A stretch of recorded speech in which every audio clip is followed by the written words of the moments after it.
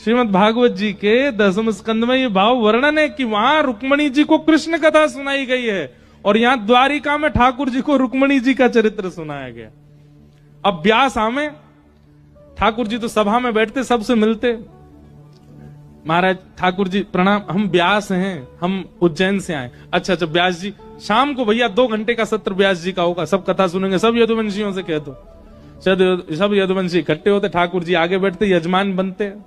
यजमान बनते ही सीधे व्यास जी कथा कहां से प्रारंभ करते?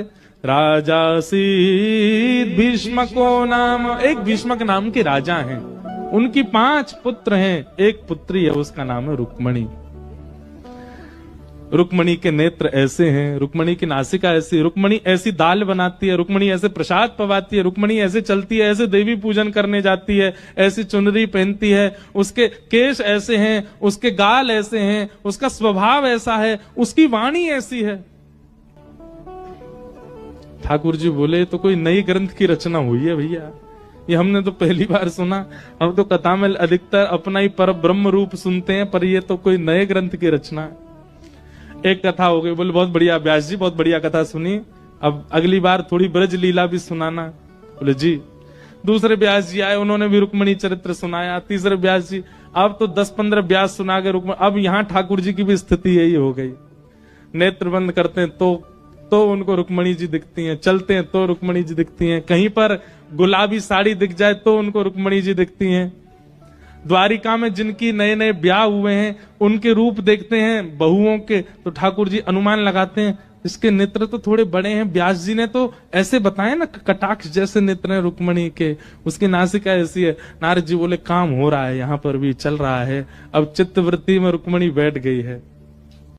एक दिन ठाकुर जी बैठे थे गोमती जी के तट पर और दर्शन कर रहे थे, तभी नारद जी आए और नारद जी ने आकर के ठाकुर जी से कहा, भगवान अब ब्याह कर लीजिए आप। ठाकुर जी नेत्र बंद करके बैठे थे। नारद जी बोले भीष्मक राजा की पुत्री का चिंतन कर रहे हैं। ठाकुर जी तुरंत नहीं नहीं, किसने कहा मैं उनका चिंतन तो बिल्कुल नहीं कर रहा हूं। नारद जी बोले मुझे सब पता है, आप उन्हीं का चिंतन कर रहे हो ठाकुर जी, वो आपके बिल्कुल योग्य हैं, आप उन्हीं से ब्याह करो। ठाकुर जी बोले देखो मां के सामने हमको बोलने में बहुत शर्म आती, पर हमारा मन तो बहुत है कि उनसे ही हो जाए हमारा ब्याह। तुम ही कोई योजना बनाओ, अब योजना बना करके कोई ऐसी लीला करो कि माता पिता को इन्वॉल्व ना करना पड़े और हमारा ब्याह हो जाए। हमको बहुत संकोच होता है उनके सामने। नारद जी बोले आपने भी किसको व्यवस्था दी है? रुको अभी बनाता हूं।